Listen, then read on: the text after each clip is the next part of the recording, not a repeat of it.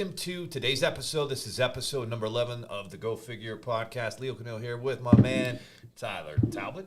How you doing? Doing well. A little more rested today. I can tell. Yeah. I can tell. Yeah, the baby Tom has been sleeping better, Had a so better night. that is good news. So today's episode, boys and girls, ladies and gentlemen, we are going to talk a lot about artificial intelligence, AI, the OpenAI ChatGPT. We talked about that a few weeks ago. Back in December, and we're going to talk about, is this something that we should all be concerned about? This is our transcendent topic, and so we're going to talk about, is AI going to replace not only blue-collar but white-collar jobs? Is the ChatGPT going to be able to replace all these different things? Is it going to even potentially be a threat to your business? Or is it something that you can actually turn into an asset, not be afraid of technology, harness it, and put it to use and benefit in your business? That's going to be the first topic we tackle today. What's next? Yeah, then we're going to dive into our money topic, and we're going to talk about in 2022 there were some changes, and a lot of people are going to be getting 1099Ks in the mail that would not have previously. Yeah. Yep, exactly. All those PayPal app things that you could kind of hide behind. They're not going to be hideable, I guess. Ty knows a lot more about that, so he's going to talk about that. And then sports, Ty's going to go ahead. We're going to pick the weekend's NFL Wildcard. Unfortunately, the regular season has come to an end. No more red zone. But, hey, the next few weeks are some of the most exciting weeks in football, and we've got Wildcard weekend, so we're going to be making picks on who Ty believes is going to be coming out, and some smart betting strategies. We're all about smart money strategies, smart funding strategies for your business, and we certainly want you to make smart betting strategies for your sports betting. Absolutely. We'll break those down. And then the family section, we always like to talk about family.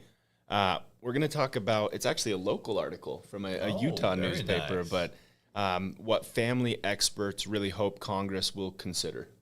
And they should. A lot of the times it's only about, very small groups of people. And, for those of us, and is the majority, do have families, they certainly should be taking that into account. Our mastery topic is going to be learning how to connect with Gen Z, whether that's employees who are Generation Z, whether it is your customer, your client is a Gen Zer.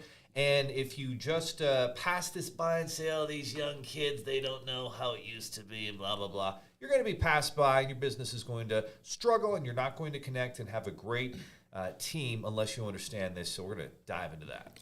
Absolutely. And then we're going to talk about non-competes, whether they're a good thing or whether they kill innovation. Absolutely. And there's kind of two non-competes. There's a non-compete with, you can't go work at another place because you might share secrets you learn from one place to another. And then there's the non-compete of actually, hey, thanks for teaching me how this business works. I'm going to go start my own now. Peace out. And so we'll talk about those two different types of non-competes.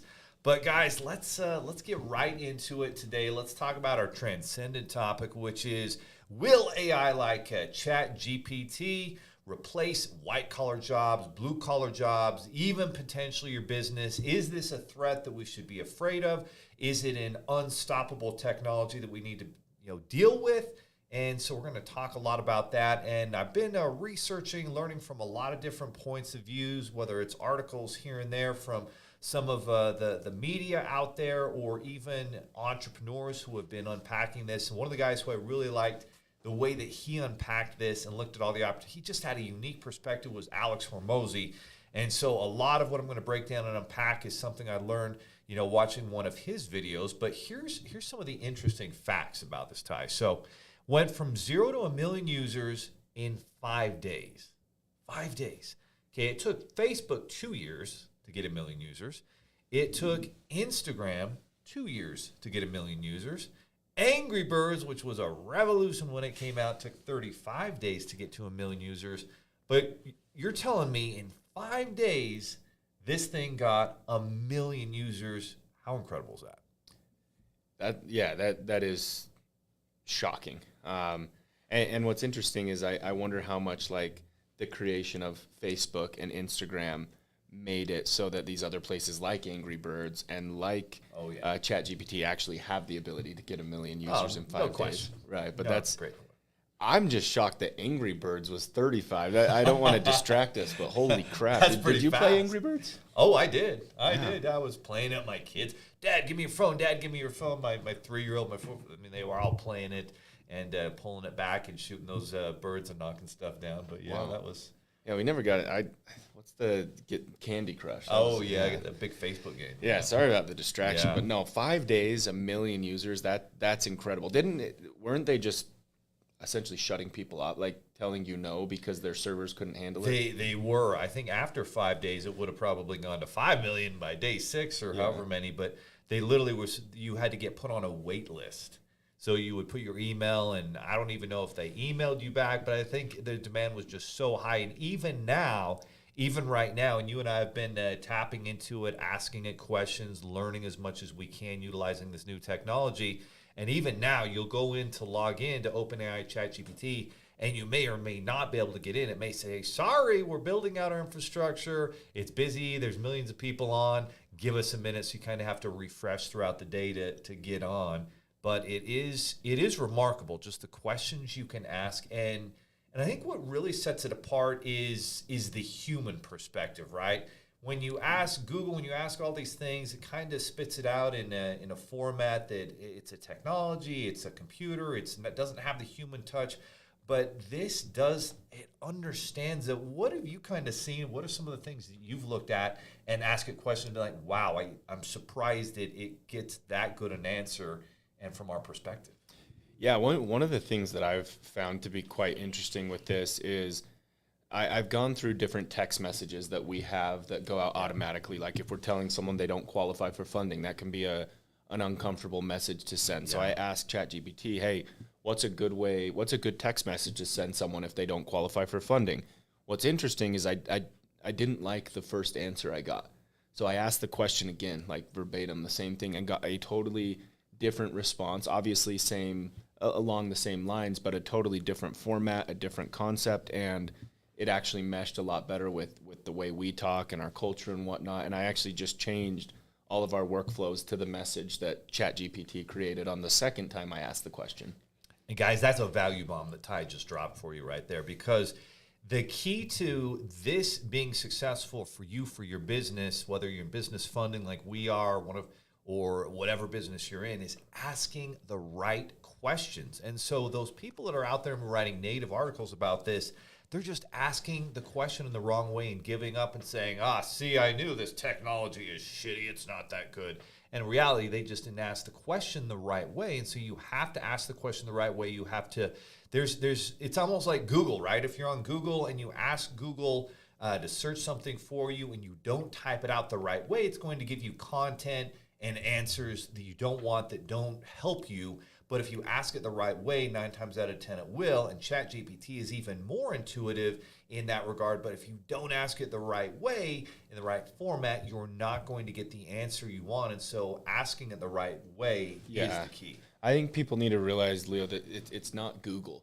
And we've learned how to find things in Google by the way we search in Google. And sometimes it has to be a little bit more broad and we have to do more research. Right. But you can get very detailed with this, and you have to get detailed with this, right? Mm-hmm. It's same thing with human conversations. So if I go to a personal trainer and say, all right, how do I get in shape?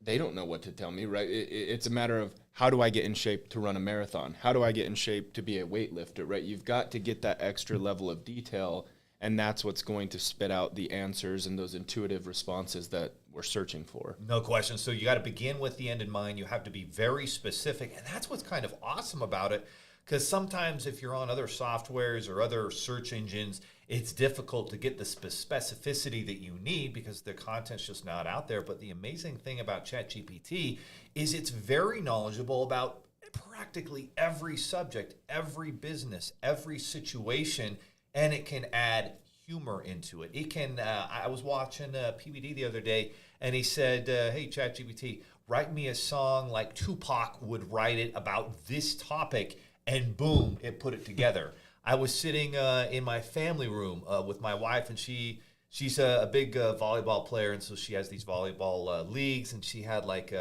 25 ladies over who were part of her volleyball league for dinner.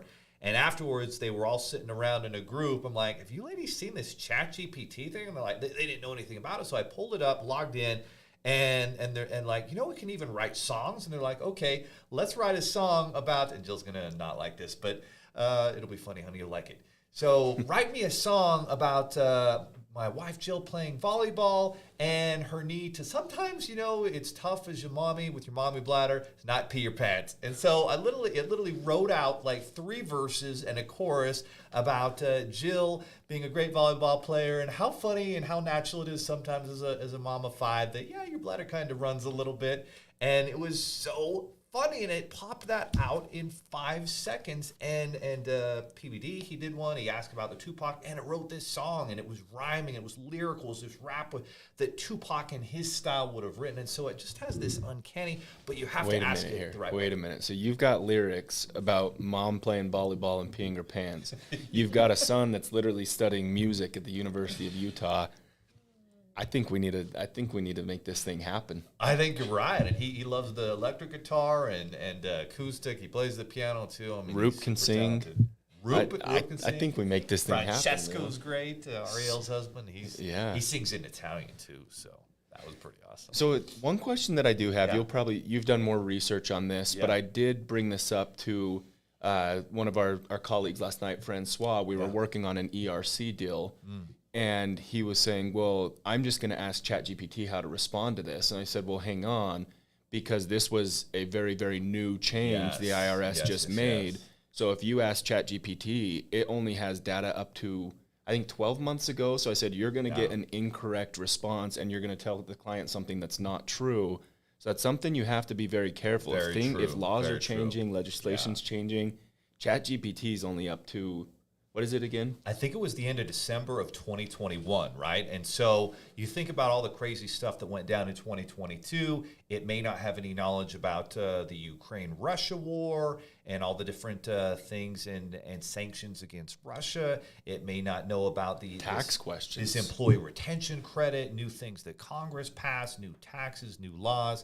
And so that's super important to understand, hey, it might not have all the data for the last year. Now, the interesting thing is this is iteration number, this is 1.0, right? What's 2.0 going to be like 3.0? And I'm sure as time goes by and funding, right? I think they started out where Microsoft gave it $1 billion, and then some of the founders. So one of the big questions people have is who's behind this open AI Chat GPT? Well, here's some of the initial founders. Elon Musk.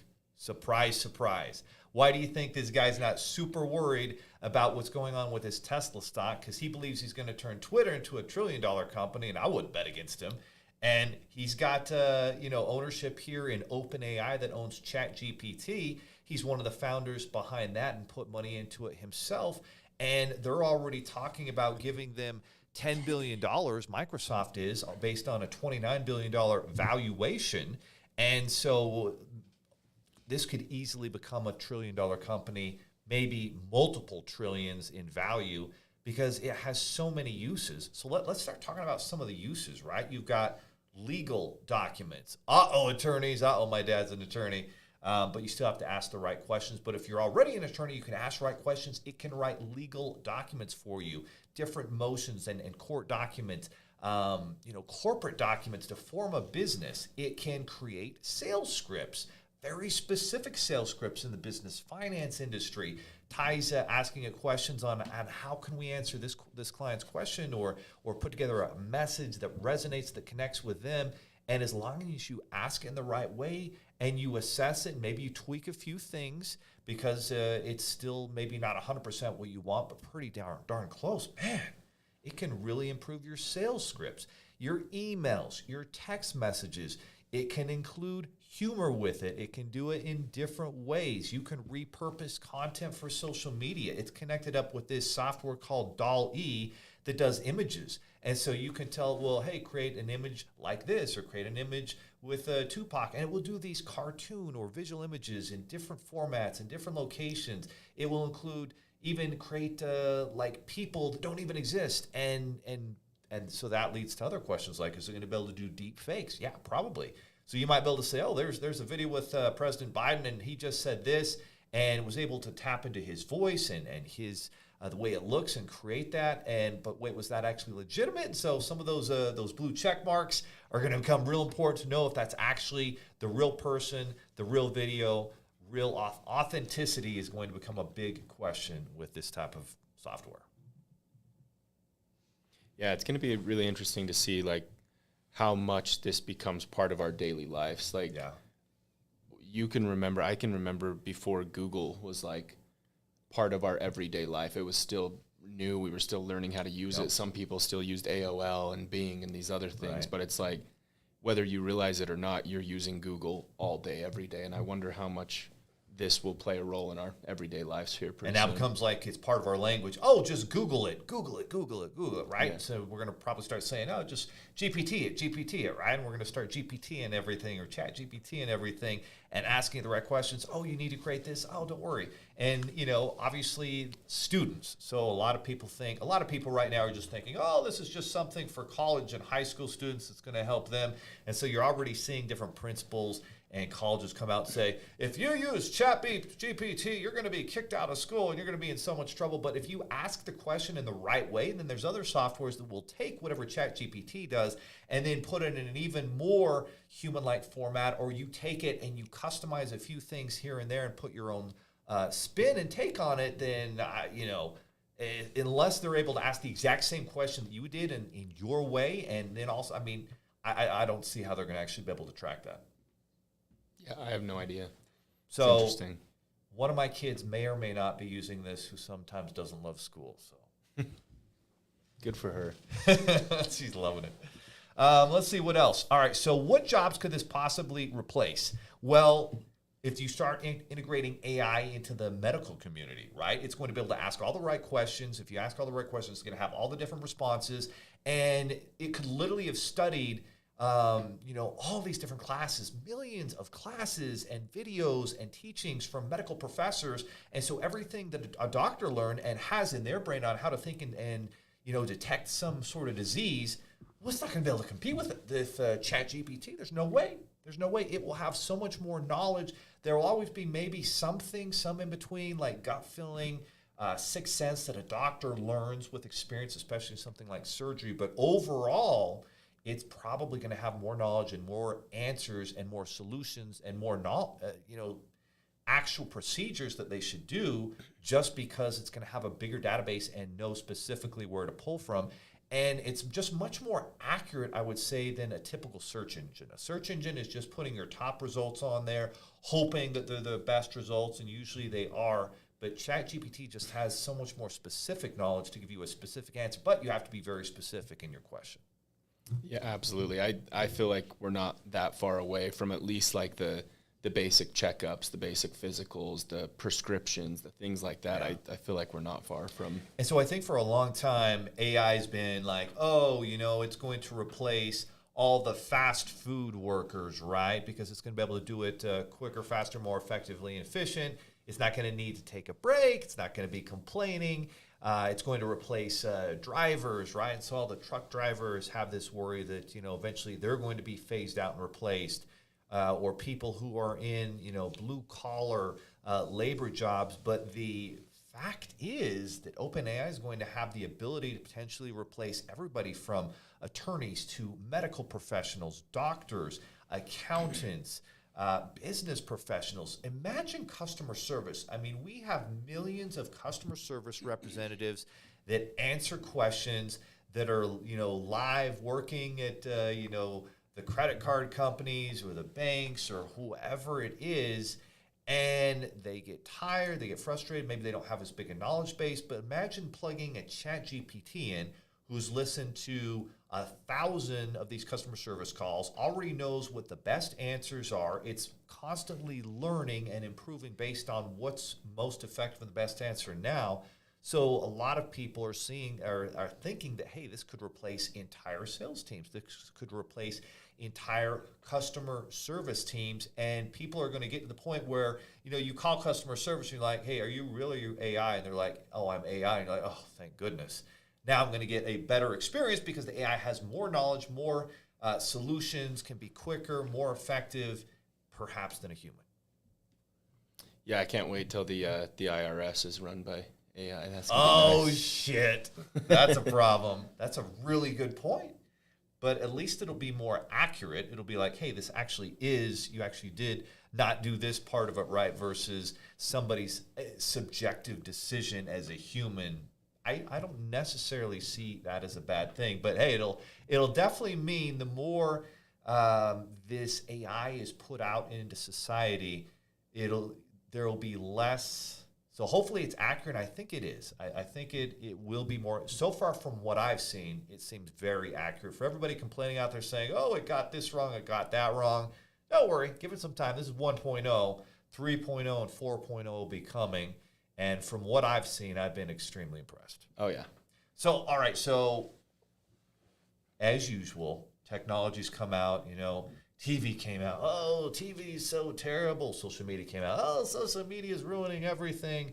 And so you have always, it seems like, half the population that takes a position. Half of it's like, oh, this is the worst thing ever. It's going to ruin our lives. It's the devil. It's this, that, and the other. And then the other half that adopt to it, make it work for them. So what do you think, Ty? What are the best ways that if you're a business owner, if you're in the funding industry, if you're someone who wants to put this to use, what are the benefits and how do you think someone can actually put it to good use and benefit from it? Yeah, I think everybody that hates on things like this or hates on, the bank accounts or hates on social media or hates on Google, it's just fear. They're scared of having to adapt. And so I think the way we use this as business owners, like we've talked about, is control what you can control and find a way to create your competitive advantage. Find out how you can ask the right questions for your specific business to gain that competitive advantage against your opponents. Absolutely. I mean, imagine being able to create a sales funnel in a specific way that it automatically creates the video, the content, the images, the voiceover, and the web coding. That's also interesting. Our IT guy, our partner, in my figures, it's helping us build that out. Brock has been asking it coding questions, and it is spitting out the correct code and therefore saving him a lot of time as a coder. So if you're, a tech team or you're building a fintech app like we are, or you're, trying to build some software solutions, websites, etc., this is a huge benefit that you can use, and it's going to give you a competitive advantage. And so at some point here very soon, I think I'm hearing things that it's going to have a weekly cost of and because it's so big and it's going to have so much reach and everyone's going to want a piece of it, I'm sure there's going to be different levels of memberships. And if you're a business owner, this is something that you need to go all in with. Now, the caveat to all of this is, you think about the movie Terminator, right? You think about the movie Terminator and artificial intelligence and, the Matrix, and technology takes over, eliminates humans. It's the bots versus humans. And at some point, there is some practicality and some concern with that. And so we hope and pray that leaders, that governments take the steps, and not even leaders and governments, but the people behind this. And Elon Musk has been talking about, hey, we need to be concerned about AI for a long time. I guess this is why, because he could see that this was coming down the pipe. And so you need to make sure, hopefully we've got great people behind it that are going to keep it at bay and keep it to where humans can control it. But if it reaches what's called singularity, where the AI has its own decision-making process and does its own thing, would it even be concerned about humans? Will it be like us and ants where, hey, these ants over here, I only care about them if they get my way. I'm not going to do anything. Or does it eventually? I mean, that's a question that we need to keep in the back of our mind. But at this point, for right now, where it's not at that point. And I'm with you. We need to put it to work and help it to benefit society and everybody. And as different, things are replaced, this means more opportunities come up. And so the value you have to add if you're an employee is you need to learn how to use this. Because when you can use the technology, that's going to be the next job as it replaces other jobs. So this will create new opportunities, new jobs, and it's going to be how can you use the technology to benefit your business as a business owner or to do your job better as an employee. All right, guys. So that's it. It's unstoppable. It's fascinating, but don't put your head. And we were kind of talking about this. We were sitting down with one of our employees today, and one of our goals we have as a team this year is to get your money right. Like, we want everybody to be able to get all their bad debt paid off. You know, any credit card debts or education loans, things like that are not making you money, holding you back. Let's get those knocked out and hopefully only have a mortgage, car loans, that type of thing. And let's save money, not to just save it, but to be able to invest it in a cash flow property business. Something that makes you money is building your wealth. But most people don't watch their finances. They stick their head in the sand like an ostrich. And I think that's what a lot of people do with technology too. They stick their head in the sand and, oh, I hope this passes. Well, it's not going to pass. It's not going anywhere. Yeah, absolutely. I mean, we have so many resources and tools that we can be alert and be aware and actually face this every single day so that we don't have to sit in fear and wonder where our money is. In fact, you heard me on the phone with Chase Fraud Department today. Oh, yeah. Turns out for over a month now, I've been having these little $15, $10 transactions that I never, ever would have caught. Yeah. Like, I've just been paying my bill every month thinking it was some subscription I had. And then finally they tried to do a little bit larger one. And because I go through my transactions on myfigures.com every day, I found that and I called Chase and they closed my card. But who knows how long that would have gone on if I didn't have my money date and check my transactions. Absolutely. My Figures app, money date, track that spending. And if you have your head in the sand, you're going to miss a lot of things. And that's why you've got to be in touch every week, and you got to be in touch with technology and harness it and put it to work in your business and be an early adopter of technology. If you do, you're going to benefit, really well in the long run. And speaking of money and technology and everything coming together, let's move into our money segment. This is a New York Times article, and it's 1099s are coming. Ty, tell us a little bit about this article and what's going on.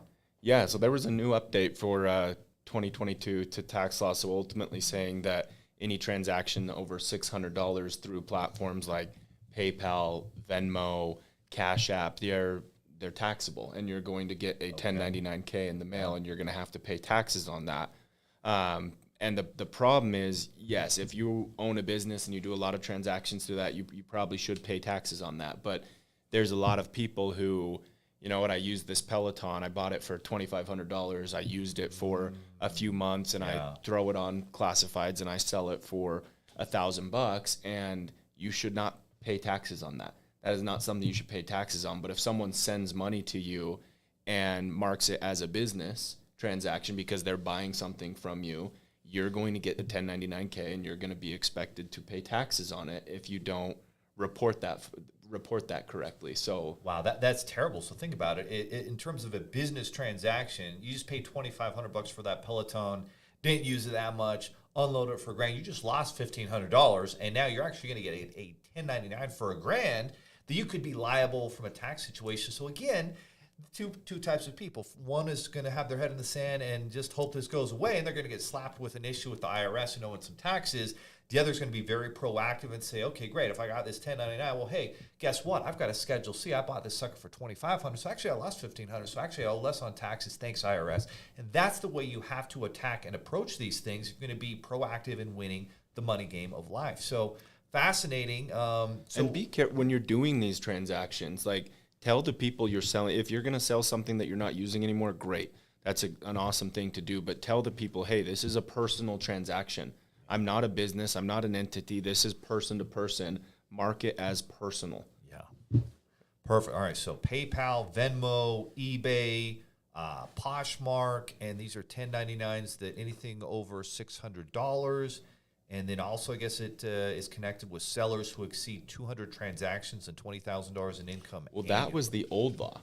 So that's what just changed. So it used to be that if a seller did over 200 transactions or 20,000 income annually, that's when they'd be having to report taxes on that. And they've switched it all the way down to any transaction over $600. So it's... Which, boy, that could be all of us. Oh, yeah. I think all of us are going to get a handful of 1099-Ks that we have had no idea about. So my goodness. Get a good tax professional. You guys, it's, if it's not overly complicated, it's $500-600. It's going to cost you a lot more if you do this thing correctly, or if you ignore it and get audited over a little $700 sold my Peloton type thing. So get a tax professional, do it right.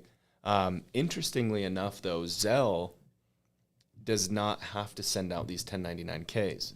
There's some weird loophole where Zelle is a bank-to-bank network, and because of that, they're not required to send it out. So they do kind of put a warning, look, if you use Zelle and you sold a product and you do this as a business, you need to report that, but Zelle is not required to send out 1099Ks. Interesting. I remember talking to Nate like a year or two ago, and he was talking about some landscaping professional who was taking payments through Venmo, and he had like 70 grand in his Venmo account that he hadn't counted as business income. And he was just sitting there, and I think he was using it for whatever he wanted to use it for. But interesting, there was kind of that loophole. Now that loophole's kind of gone away. Now the other interesting thing is the last couple of years, there was big talk about, all these crypto people, so much in taxes. Well, those crypto people going to be showing some write-downs for 2022. So hopefully you guys are doing your taxes right if you had crypto losses, and you can nullify those gains that the IRS was supposedly coming after you for.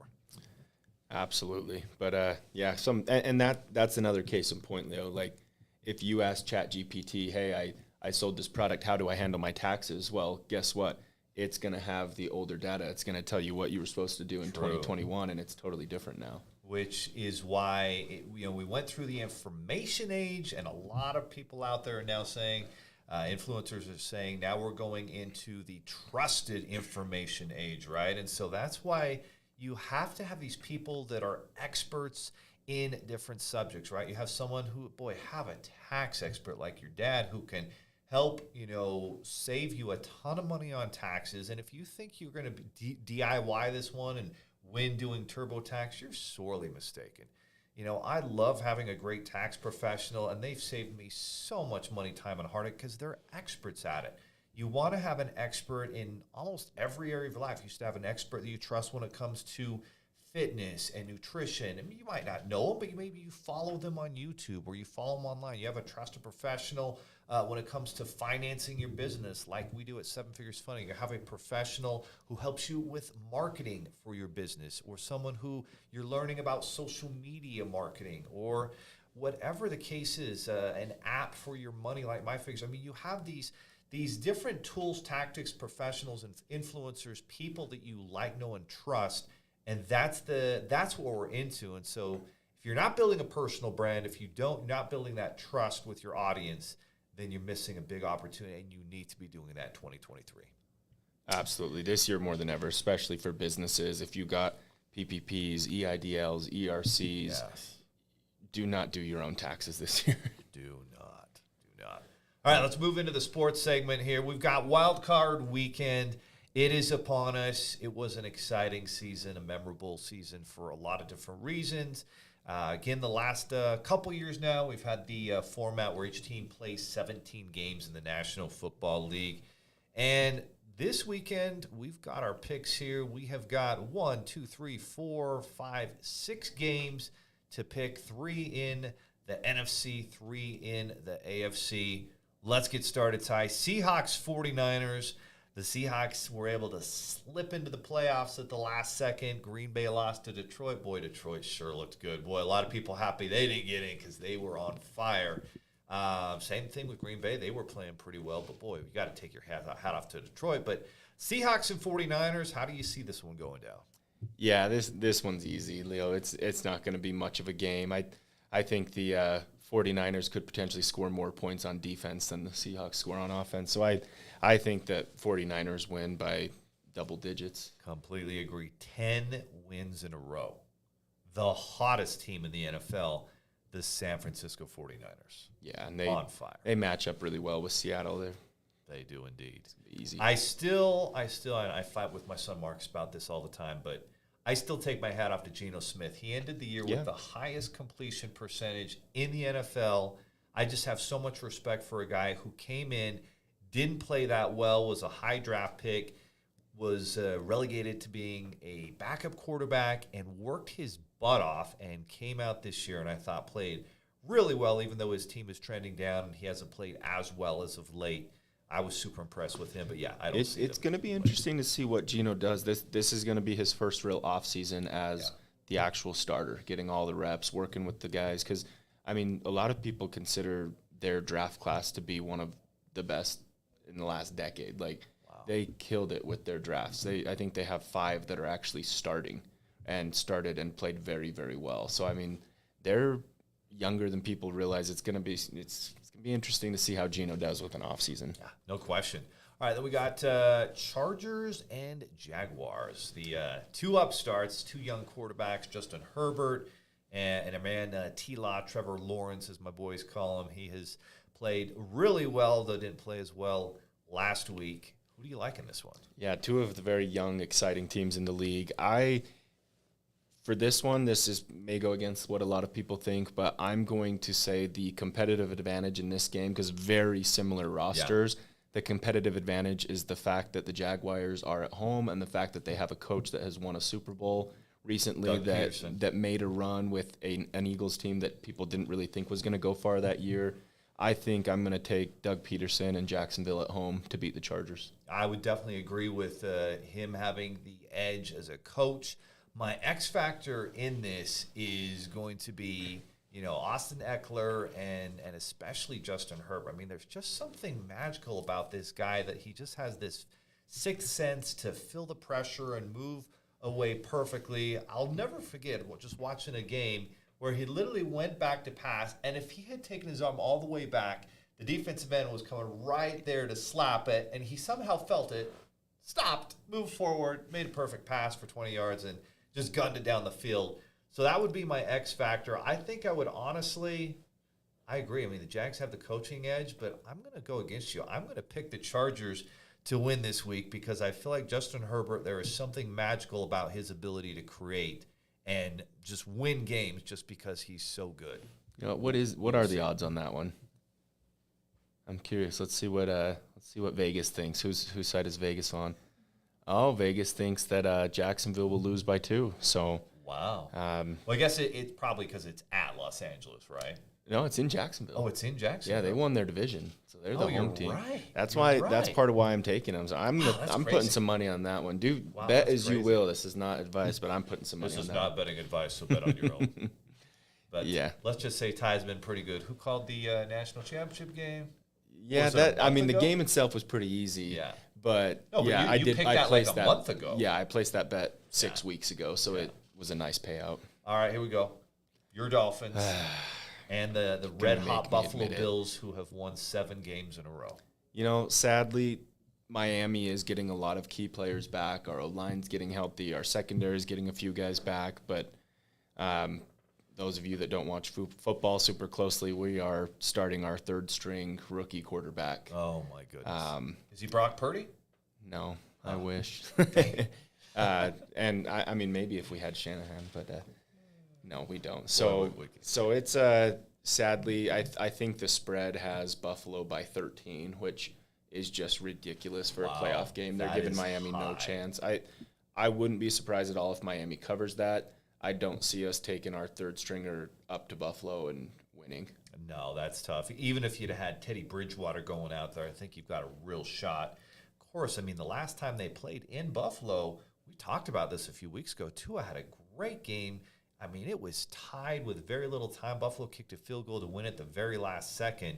I mean, it was super. And the time they played earlier this year, Miami won that game. Yeah. And looked very dominant in that win. No, I genuinely think if Tua was playing the way we match up with them, the way we can run on defense, I genuinely would pick Miami. But without Tua, I mean, this rookie quarterback, he's good. He had a great preseason, but going from college to having to learn how to throw someone like Tyreek Hill open and Jalen Waddle open, he's just – you see Tyreek, and his reaction time is so slow.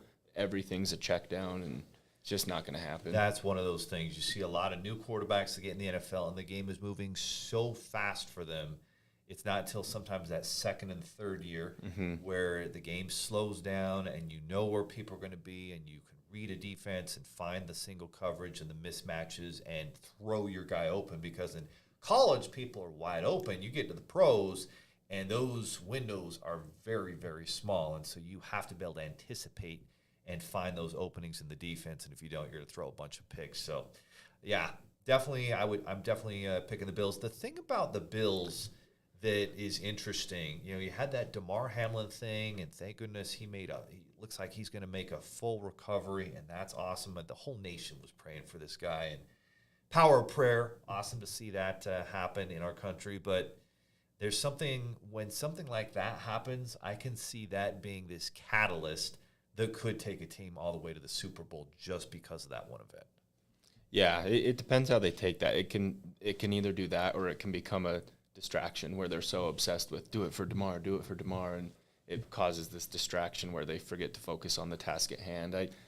Buffalo's obviously a very strong team. That game getting canceled kind of screwed them. It did. They would have been the 1 seed if they'd have won that game. And yeah, I guess if they would have beat Cincinnati, which is a very interesting matchup. I hope we get to see. But yeah, I think we're going to. I think we're going to next week, bro. Yeah, I think we will. So I personally still think the Bills are, at this point in the season, the number 3 team in the AFC for my take. Yeah. But I just, because Cincinnati's just so good. You don't. It's playoff Joe and playoff Pat. I think are better than Josh Allen. Yeah. The interesting thing was, did you see the first play of the Bills game last Sunday though?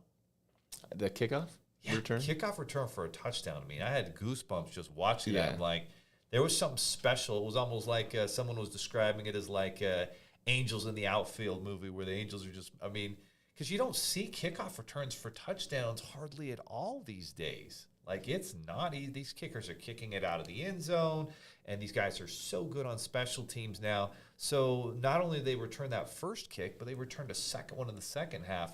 So I don't know. If I were a bet man, I might put some money on Buffalo that they might get into the Super Bowl, maybe even win it, just because I think there's something magical there. But time will tell. We'll see what happens there. Then we got our next game. We got Giants and Vikings. Yeah, I'll be quick with this one. Giants are in a bad conference. The NFC got a few really poor teams in. There's no. I think the Vikings win this one pretty easily. Yeah, I agree. I think Vikings. It's going to be played in Minnesota. Minnesota, sometimes their defense is definitely questionable. Yeah. But that offense is so talented. And, I definitely see, and Giants have not been. Giants are missing a lot of pieces on offense to do anything. They're injured. Okay, so we see the Vikings coming out there, and then we got Ravens and Bengals. Yeah, like, sadly, Ravens are also going into this with a third-string quarterback. Lamar's out. Huntley's out. So there's no chance. They've got a strong defense. They may keep it somewhat low scoring, but there's no way they're beating the Bengals. No, Joe Burrow's just so good, and that Bengals team's been running the ball well. They've been doing everything well. They're well coached. And then our last final game, the game that you and I started the year off with, we were there at AT&T Stadium to watch TB12 Tom Brady and the Bucs take on the Cowboys. The Bucs dominated them at that game. You and I were at that game with Nate and with our wives. Great. It was awesome to watch Tom Brady. What an amazing stadium, AT&T Stadium, as Jerry Jones has built. But both teams are extremely different than where they were in Week 1. This is in Tampa Bay. Don't bet against Tom Brady. Yeah. What do you see happening? I mean, Pollard's a little shaken up right now. The mental aspect of sports is so important, and I think Tom Brady owns that right now. I think I hate to say this one because the Bucs just haven't been good. They have not. But I don't see them losing for some reason. I really think they're going to win this game. And I've been saying the Cowboys are one of the best teams in the NFL all year. The fact that they just happened to play Tom in the first round and have to go to Tampa Bay, this just screams disaster for me. Yeah, and what are the odds on that one? Cowboys by 2.5. Oh, so really close. But giving the Cowboys the edge, and I think you have to say at this point they're a better team. Clearly their record's better. Tampa has not looked good. Tampa's defense actually has not played that bad the last 4 to 6 weeks. They've cleaned it up a lot. And they're Bucs good offense, against the run. Bucs offense has been terrible all year long. And as much crap as people have said, Tom Brady's playing terrible, if you look at his stats actually aren't that bad. Yeah. I think he's at like 30-10 on touchdowns, interceptions. 2 weeks ago, he went for over 400 yards and was accountable for, I think, 4 or 5 touchdowns. Like, he's hitting playoff Tom status. It's that time of year. Something just shifts. McCarthy's tendencies to choke in the Yes. playoffs. Like it's yes. a recipe for Cowboys. disaster. If I was a Cowboys fan, I'm I'd sure be Stephen A. Smith is all over this saying, "Oh, shaking Cowboys in their are cowboy gonna boots." lose." Yeah. Yeah. So who are you taking? I'm taking the Bucks. Okay. I named my son Tom for a reason. We're going Tom Brady and the Bucks. I think if they can stretch the field, when they made that playoff run and made it to the Super Bowl and won, they were stretching the field. There were times where he would hit Mike Evans long, even that little Miller guy long. If he can stretch the field so that they're not playing so tight on the first 15 yards, they will absolutely win this game. And betting, you can't bet. Well, and Dallas has become so dependent on the run game, which is great to have a good, strong run game, but that's the one the thing Bucks the have Bucks Vita defense Vea does inside. Yeah, really they well. can stop the run, and I Yes, think they that's can. why they struggled so bad week one. But Yeah. we'll see. I'm excited. I love the playoffs. Oh, man, I'm going to be in Portland in freezing rain watching my son play soccer this weekend. So hopefully we can catch a few games. We will be home on Monday to sit down in the theater room and watch the Cowboys and Bucks play. So I'm super excited about that. But I'm kind of bummed. I know I'm going to miss some of these games here. But it's a great weekend. It's a great weekend. All right, guys, family topic here as we get to the end of the show here. Family experts hope Congress considers these things. Ty, what's going on? Yeah, for the sake of time, obviously we'll kind of go through these here. This is a local article. And we're in Utah, so of course the family articles. Everyone has a big old family here, but some of the things family experts really hope that Congress considers. Number one, they're saying we desperately need financial support for childcare. Which you know all about. It's expensive. I'm just having my eyes open to this. I've always heard about childcare issues, and I never really understood it. And all of a sudden, it's like, okay, wow, I do get this now. Like a lot of people, it doesn't even make sense to work because by the time they paid for childcare, they're taking in a couple $100 a week, and it's like tough. It's ridiculous. So I mean, with some of the stuff that money's going out to, I do definitely think there should be like income thresholds and more childcare, or at least tax credits and tax advantages for those that do have to pay. Like when I was talking to my dad about my taxes, I said, well, hey, I paid this much for childcare and this much for my nanny. And he's like, that doesn't do anything for you. And I was kind of blown away.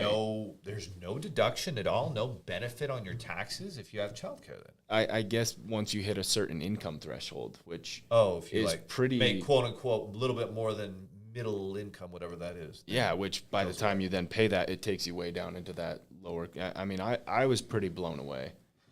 So I definitely think there does need to be something better with the childcare system that motivates people to get jobs and get out there and put money back into the economy. And this is where a lot of the people and pundits who criticize our government spending look at something like this and say, what the hell are we doing, right? We've got these veterans who served our country. They come home. They're not taken care of. They aren't given the opportunities they need. They aren't given the health care they need. We don't take care of them, yet we can send $100 billion to Ukraine. We have parents who are struggling and they need to work 2 jobs to be able to pay the bills, and they've got to put their kids in childcare so that they can go work, and there's no benefit for them to do that because they quote-unquote are above whatever the poverty line limit is. And so we can spend all these billions of dollars, even trillions of dollars on all these different programs and things, especially outside of our country, but we can't take care of our parents, our single moms, and our veterans who have real needs and real child care costs and real health care needs, who served our country, who lost limbs. And that, to me, makes no sense. See, and my thing with this, Leo, I don't think that because I had children, I should be entitled to get a check every month for $2,000. That's a handout. Nothing's going to change there. But what I think should happen is, because I do bring citizens into this country, I'm helping with the population problem, because we are having children. If we're willing to go out there and work, maybe instead of taxing us at a 20-30% tax rate, give us a tax break for these children, way more than like a $1,200 deduction or whatever it is. It's nothing substantial. Whatever it was, I didn't really notice much of a difference on my taxes by having a kid last year. So population is a real problem. You know, for decades, and I talked about this a little bit 2 days ago in our previous episode, how for decades, oh, the planet's overpopulated, we're ruining the planet because we have too much population, yada, yada, yada. And yet, many countries are in huge trouble. China's population is projected to go from 1.4 billion to like 800 million in the next 60, 70, 80 years. And that's going to be a huge problem because all of those older people are supposed to be taken care of by younger people, and they're not going to be able to do it. Europe is in that exact same position. Russia is in massive trouble. They're going to go from 130 million population to 70 million and going to be screwed. And our country is no different, right? We are now below the threshold of having enough kids in our country to actually maintain and grow our population. The only reason we're going to not be screwed too bad is because we have the best country in the world, contrary to what many, pundits and people who like to criticize America will tell you. And because we have the best country in the world, the best model, and capitalism works, people are continuing to immigrate to our country, which saves us.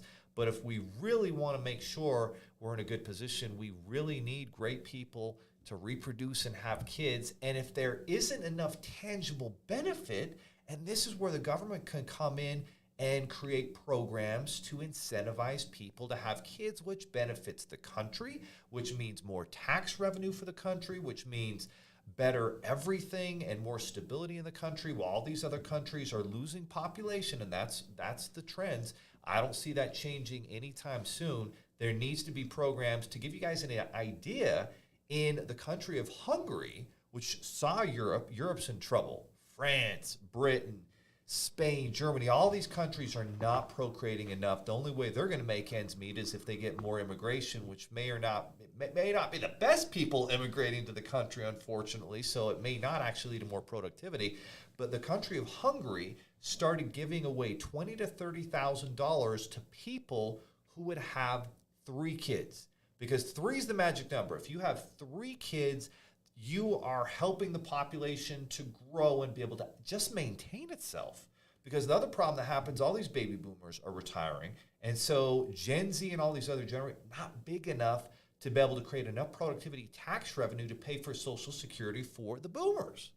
And so this is a reality, and the government needs to get on this and take their head out of the sand like the ostriches and start putting together programs that incentivize people to have children, because if you don't, we're not going to have a population to support future generations. We're not going to have the tax revenue to take care of all these programs that we have, and people will not be incentivized because, let's be honest, it is tough. Having kids is the most rewarding thing you'll ever do, but having them and managing and taking care of them and finances, there's got to be programs to help. Yeah, and what's scary, and the reason why I say I would prefer something like a tax credit type strategy, is when you start to do these handouts, which there are a lot of handouts out there, and I think there are a lot of people that need them, but there's also a lot of really, really lazy people that don't want to work, that don't want to contribute to society, that say, you know what, I'm hungry, I need more food, I'm going to have another kid so I can get more groceries. Like, there's people having kids to finance their lives that never work, and that's the other side of it, and that's where there's a problem. Yes, a lot of people do need financial support for their children, but let's contribute and help those that are actually contributing to society and working and paying taxes by a much larger tax credit if they're going to have children. And that's the problem with most government programs. Like, there has to be accountability. That's one of our themes this year in our company, is we are making our team and ourselves much more accountable in 2023. And boy, if there's ever been an organization that needs to make people more accountable, it's the government. Yeah. You can't just have free handouts. There needs to be requirements and things that you do. And if you're trying to get a child care credit, well, my goodness, I hope you're working 30, 40 hours a week. So you're working hard in your job to justify that child credit, that child care credit, and you're not just trying to live off of Social Security and Medicare and all those different programs without actually working on the job and the income situation. Boy, what if you have kids and you're starting a business? What kind of programs do we have? I'm not aware of any, right? Yeah. There should be special programs if you have kids and you want to start a business in this country. We still don't have enough to support business owners, small business owners, and especially those who start a business, who have children. There's so many great principles and values that your kids can learn from watching you work hard and grow a business.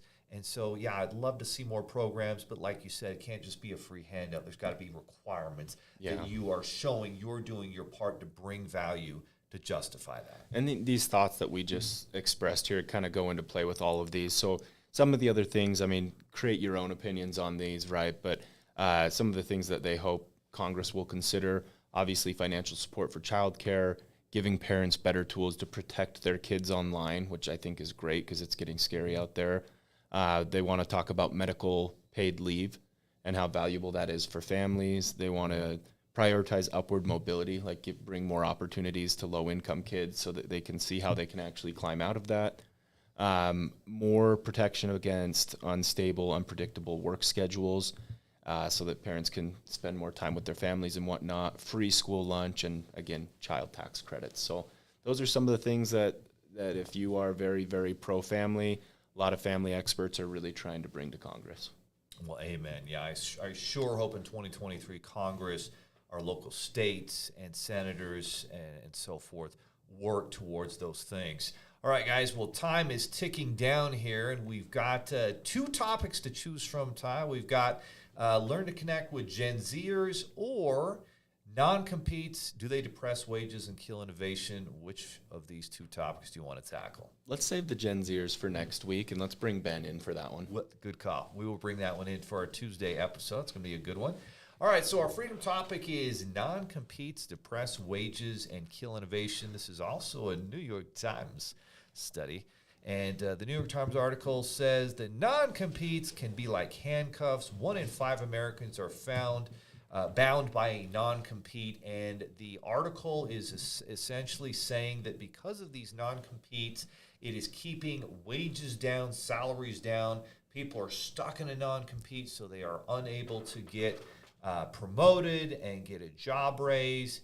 And this is kind of interesting, this article, because everything I read in 2022, and tell me if you saw something different, was that it's the great resignation and people are jumping from job to job because they can get a few extra dollars here and there at this other employer who's willing to pay them more. And that seemed like that was a huge trend in 2021 and 2022. And now it feels like maybe that's going to change because there's layoffs and job losses are seemingly picking up. And as that happens, then maybe that's not quite the case. But what's your take with this article?